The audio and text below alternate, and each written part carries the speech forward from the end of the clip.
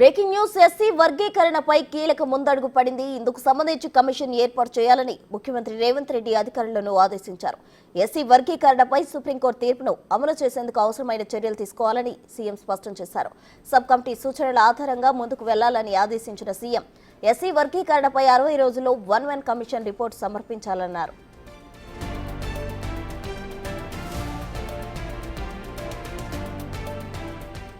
ఆగస్టులో SC వర్గీకరణపై supreme court కీలక తీర్పిచ్చింది.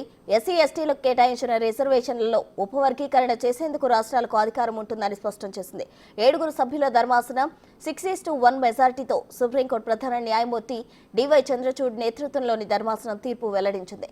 దీంతో రాష్ట్రాలకు వర్గీకరణ చేసే అధికారం వచ్చినట్లయింది. దీంతో ఆయా రాష్ట్రాల్లో ఎస్సీ వర్గీకరణ చేయాలని ప్రభుత్వాలపై ఒత్తిడి పెరుగుతోంది. తెలంగాణలో కూడా ఎస్సీ వర్గీకరణ చేయాలని ఎప్పటి నుంచో డిమాండ్ ఉంది. దీంతో ప్రభుత్వం ఇప్పుడు ఆ దిశగా ముందుకెళ్తుంది.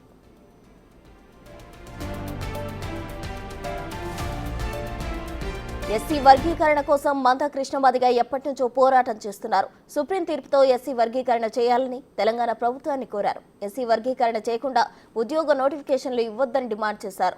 రాష్ట్ర ప్రభుత్వం మాదిగలకు అన్యాయం చేస్తుందని ఆయన విమర్శించారు. బుధవారం రాష్ట్ర వ్యాప్తంగా నిరసన ప్రదర్శనలు చేయాలని పిలుపునిచ్చారు. ఈ నేపథ్యంలో తెలంగాణ ప్రభుత్వం కీలక నిర్ణయం తీసుకుంది. 2 నెలల్లో 1-1 కమిషన్ రిపోర్ట్ ఇవ్వాలని సీఎం రేవంత్ రెడ్డి ఆదేశించడంతో వర్గీకరణకు రాష్ట్రం సుముఖంగా ఉన్నట్లు తెలుస్తోంది.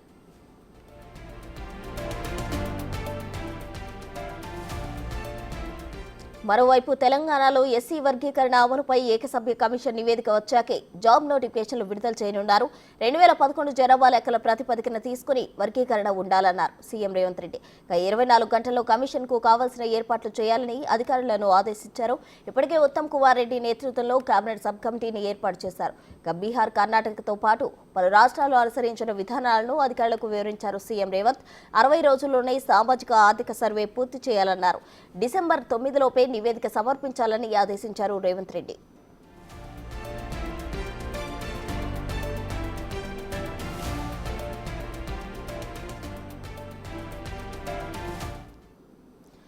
ఎస్సీ వర్గీకరణకు సంబంధించి కీలక ముందడుగు పడింది. దీనికి సంబంధించి మరిన్ని వివరాలు అందించడానికి డిప్యూటీ బ్యూరో చీఫ్ సాదిక్ సిద్ధంగా ఉన్నారు. సాదిక్,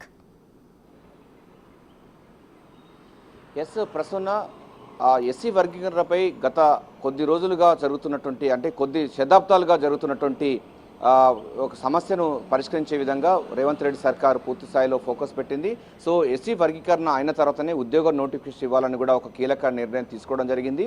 సో ఇప్పటికే ఎస్సీ వర్గీకరణపై సుప్రీంకోర్టు ఇచ్చిన గైడ్లైన్స్ ప్రకారంగా తీర్పు ప్రకారంగా సబ్ కమిటీ వేయడం జరిగింది. సబ్ కమిటీ ఆల్రెడీ దానిపైన పూర్తి స్థాయిలో స్టడీ చేస్తూ ఉంది. సో ఉత్తమ్ కుమార్ రెడ్డి నేతృత్వంలో ఉన్నటువంటి ఈ యొక్క సబ్ కమిటీ సో ఇతర రాష్ట్రాలకు సంబంధించినటువంటి రిజర్వేషన్ విధానాలపైన కూడా కూలంకుషంగా చర్చలు కొనసాగిస్తుంది. అందులో భాగంగా హర్యానా, పంజాబ్, అదేవిధంగా తమిళనాడు ఈ 3 రాష్ట్రాల్లో కూడా ఎస్సీ వర్గీకరణ పైన కూడా అక్కడ ప్రభుత్వాలు తీసుకున్నటువంటి చర్యలు అదేవిధంగా విధానాలను కూడా అధ్యయనం చేస్తుంది. ఎందుకంటే దేశవ్యాప్తంగా చూసినట్లయితే పంజాబ్, హర్యానాలో ఎస్సీ జనాభా ఎక్కువగా ఉంది. సో అక్కడ రిజర్వేషన్ అమలు అవుతున్న తీరుతెన్నులన్నింటిపైన కూడా పూర్తి స్థాయిలో అయితే సబ్ కమిటీ స్టడీ చేస్తూ ఉంది. సో సబ్ కమిటీ ఇచ్చినటువంటి రిపోర్టు ఆధారంగా ఏకసభ్య సంబంధించిన న్యాయ కమిషన్ కూడా ప్రభుత్వం ఈరోజు ఏర్పాటు చేసే అవకాశం ఉంది. నిన్ననే ముఖ్యమంత్రి రేవంత్ రెడ్డి దీనిపైన పూర్తి స్థాయిలో అయితే ఒక రివ్యూ పెట్టడం జరిగింది, కూలంకుష చర్చించడం జరిగింది. సో పరిణామ క్రమం చూసినట్లయితే ఎస్సీ ఏబిసిడి వర్గీకరణపై ప్రభుత్వం ముందడుగు పడుతుంది, చాలా శరవేగంగా పావులు కదుపుతుంది. ఎందుకంటే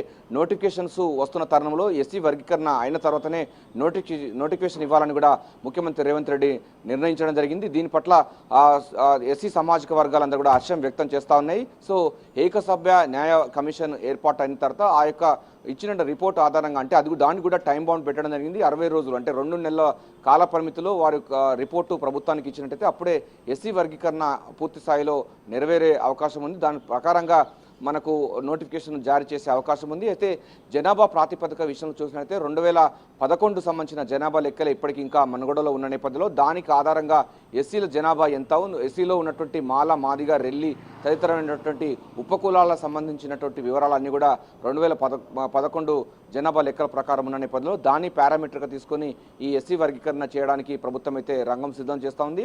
సో ఒకవైపు ఎస్సీ వర్గీకరణపై ప్రభుత్వం మొదటి నుంచి కూడా చాలా దూకుడుగానే వివరిస్తుంది. సుప్రీంకోర్టు ఇచ్చినటువంటి తీర్పుకు అనుగుణంగా ముఖ్యమంత్రి రేవంత్ రెడ్డి ఏకంగా అసెంబ్లీ సమావేశాల్లో అసెంబ్లీలోనే ప్రకటించడం జరిగింది. ఏబిసిడి వర్గీకరణకు తమ ప్రభుత్వం పూర్తి స్థాయిలో కూడా అనుకూలంగా ఉంటుంది. ఈ నోటిఫికేషన్లో కూడా ఎస్సీ వర్గీకరణ అంటే ఏబిసిడీలకు ఆ మాదిగలకు మాలలకు సమన్యాయం చేసే విధంగా మేము ప్లాన్ చేస్తామని కూడా చెప్పడం జరిగింది. అందుకోసం అవసరమైనటువంటి ఆర్డినెన్స్ తీసుకొస్తామని కూడా స్పష్టం చేయడం జరిగింది. సో అనుకున్న మేరకు చెప్పిన మాట ప్రకారంగా ఏబిసిడి వర్గీకరణపై ముఖ్యమంత్రి రేవంత్ రెడ్డి తీవ్ర కసరత్తు చేస్తున్నారు. అందులో భాగంగానే ఎస్సీ వర్గీకరణ యొక్క సుప్రీంకోర్టు ఒక తీర్పు ప్రకారంగానే సబ్ కమిటీ యుద్ధ ప్రాతిపదికన వేసిన సంగతి తెలిసింది. ఆ సమితి కూడా ఆ ప్రజా సంఘాలతోని, అదేవిధంగా అధికారులతోని, అదేవిధంగా ఆ ఉద్యమకారులతో కూడా చర్చలు జరుపుతూ ఉంది. సో ఎస్సీ వర్గీకరణలో గతంలో చంద్రబాబు నాయుడు టైంలో ఉన్నప్పుడు ఎస్సీ వర్గీకరణ సంబంధించిన జరిగింది. సో దానివల్ల కొంత కోర్టు కేసులు, అదేవిధంగా సుప్రీంకోర్టులో కేసులు నడుస్తున్న నేపథ్యంలో దానికి అటువంటి మరోసారి పునరావృతం కాకుండా ఎటువంటి తీసుకోవాలి, బెటర్ సంబంధించిన పాలసీ ఏవైతే బాగుంటుందో దానిపైన కూడా కసరత్తు ఈ సబ్ కమిటీ చేస్తూ ఉంది. సో ఇప్పటికే సబ్ కమిటీ కొంత మధ్యంతర రిపోర్టు కూడా ప్రభుత్వానికి ఇచ్చినట్టుగా తెలుస్తుంది. సో సబ్ కమిటీ ఇచ్చిన రిపోర్టు ఆధారంగా ప్రభుత్వం ఈరోజు ఏ క్షణమైనా కూడా ఏకసభ్య న్యాయ కమిషన్ ఉండబోతుంది. అది భాగంగా హైకోర్టు మాజీ న్యాయవాది సమక్షంలో ఈ యొక్క కమిషన్ ఏర్పాటు చేసే అవకాశం అయితే ఉంది. సో ఆయన నేతృత్వంలో 60 రోజుల్లోగా పూర్తి స్థాయిలో కూడా సబ్ కమిటీ ఇచ్చినటువంటి రిపోర్ట్స్ ఆధారంగా రిపోర్టు ఆయన కూడా ఏకసభ్య కమిషన్ కూడా చేస్తారు. సో అది ప్రభుత్వానికి అందించిన తర్వాతనే ఉద్యోగ నోటిఫికేషన్లు భర్తీ చేయబోతున్నారు. ఇక దీంతో పాటుగా ప్రధానంగా ఇదంతా కూడా ముఖ్యమంత్రి రేవంత్ రెడ్డి తనకి ఇష్టమైనటువంటి డేటు డిసెంబర్ 9వ తారీఖు సోనియా గాంధీ పుట్టినరోజు సందర్భంగా ఉండబోతుంది. సో డిసెంబర్ 9 నాటికి అటు బీసీ సంబంధించినటువంటి కులగణన జరగాలి, అదేవిధంగా ఎస్సీ వర్గీకరణ పైన కూడా పూర్తి స్థాయిలో రిపోర్టు ప్రభుత్వానికి రావాలి అన్న విషయాన్ని కూడా చెప్తా ఉన్నారు. డిసెంబర్ 9వ తారీఖు రోజు తెలంగాణ తల్లి విగ్రహం కూడా ఆవిష్కరణ కాబోతుంది తెలంగాణ వ్యాప్తంగా సెక్రటరియట్లో కూడా. సో ఈ రకంగా చూసినట్టయితే డిసెంబర్ 9వ తారీఖు రోజు చాలా మొత్తం సబ్బండ వర్గాలకు సంబంధించిన తెలంగాణ సమాజం అంతా కూడా అటు ఎస్సీ వర్గాలు, బీసీ వర్గాలు, తెలంగాణ ఉద్యమకారులు, తెలంగాణ ఆత్మ సంబంధించినటువంటి వాళ్ళందరూ కూడా పూర్తి స్థాయిలో ఒక పండుగ వాతావరణం చేసుకునే విధంగా డిసెంబర్ 9వ తారీఖు వరకు ఈ యొక్క ఎపిసోడ్స్ అంతా కూడా పూర్తి చేయాలని కూడా ముఖ్యమంత్రి రేవంత్ రెడ్డి అధికారులకు ఆదేశాలు జారీ చేయడం జరిగింది. ఏకసభ్య న్యాయ కమిషన్కు ఏర్పాటుకు సంబంధించినటువంటి పూర్తి సంబంధించిన డాటా కానీ లేకపోతే దానికి సంబంధించిన ఇన్ఫ్రాస్ట్రక్చర్ ఏర్పాటు చేయాలని కూడా అధికారులకు ఆదేశాలు జారీ చేయడం జరిగింది. దీని పట్ల అంటే ఎస్సీ వర్గీకరణ పట్ల కాంగ్రెస్ ప్రభుత్వం ఇచ్చిన మాట ప్రకారంగా మడమ తిప్పకుండా యుద్ధ ప్రాతిపదికన ఒక పూర్తి స్థాయిలో అయితే ఫోకస్ పెట్టింది. దాన్ని ఇచ్చిన మాట నెరవేర్చుకునేందుకు ప్లాన్ చేస్తుంది. ఎందుకంటే ఇప్పటికే నిరుద్యోగులకు సంబంధించినటువంటి వారికి ఉద్యోగాలు ఇస్తూ ఉన్నారు, నియామక పత్రాలు. మరోవైపు 2 లక్షల రుణమాఫీ ఇచ్చిన సంగతి మనకు తెలిసిందే, 6 గ్యారంటీ స్కీమ్స్ అమలవుతున్న సంగతి తెలిసిందే. సో ఈ రకంగా చూసినట్టయితే ట్రాక్ రికార్డు చూసినట్టయితే రేవంత్ రెడ్డి పూర్తి స్థాయిలో అయితే ఇచ్చిన మాట ప్రకారంగా ఎస్సీ వర్గీకరణ పైన మొదటి రాష్ట్రంగా తెలంగాణ రాష్ట్రం వర్గీకరణ ఏబిసిడి వర్గీకరణ చేయాలనే లక్ష్యంగా ఉండబోతుంది. ఎందుకంటే ఆల్రెడీ సుప్రీంకోర్టు కూడా అది రాష్ట్రాల పరిధిలోకి చేయడంతో రాష్ట్రాలే ఇక పూర్తి స్థాయిలో అయితే ఫోకస్ పెట్టడం జరిగింది.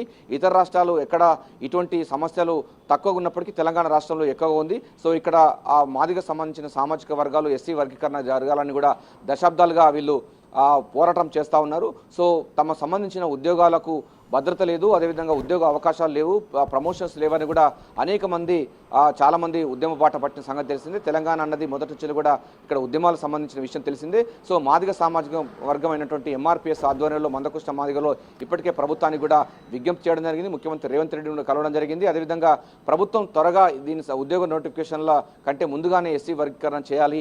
ఎందుకంటే సుప్రీంకోర్టు ఆల్రెడీ గైడ్లైన్స్ ఇచ్చింది కనుక, తీర్పు ఇచ్చింది కనుక, ఆ యొక్క మేరకు మీ ప్రభుత్వాలకు పరిధిలో ఉంటుంది కనుక దానికి సంబంధించినటువంటి అంశాలపైన కూడా మీరు ఫోకస్ పెట్టాలని విజ్ఞప్తి చేయడం జరిగింది. ప్రభుత్వం ఎవరు విజ్ఞప్తి చేయకుండా, ఎవరు డిమాండ్ చేయకపోయినప్పటికీ అభయస్థం మేనిఫెస్టో, కాంగ్రెస్ మేనిఫెస్టోలో కూడా పెట్టడం జరిగింది. ఎస్సీ వర్గీకరణ పైన తమ ప్రభుత్వం చిత్తశుద్ధి ఉందని చెప్పడం జరిగింది.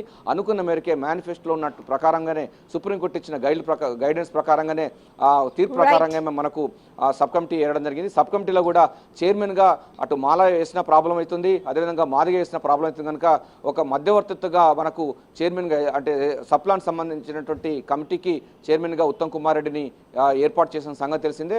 ఆయనకు అంటే బయాస్ లేకుండా పూర్తి స్థాయిలో అయితే ఆ సబ్ కమిటీ యొక్క రిపోర్టు కూడా తయారు చేస్తూ ఉన్నారు. ఆ సబ్ కమిటీ రిపోర్టు ఆధారంగా ఏకసభ్య న్యాయ కమిషన్ ఏర్పాటు కాబోతుంది రేపు. దానికి హైకోర్టు సంబంధించిన మాజీ జడ్జి చేత దాన్ని విచారణ చేపిస్తారు. సో దానికి సంబంధించినటువంటి రిపోర్ట్ను తయారు చేస్తారు. ఆయన కూడా ఒక టైం బాండ్ పెట్టడం జరిగింది.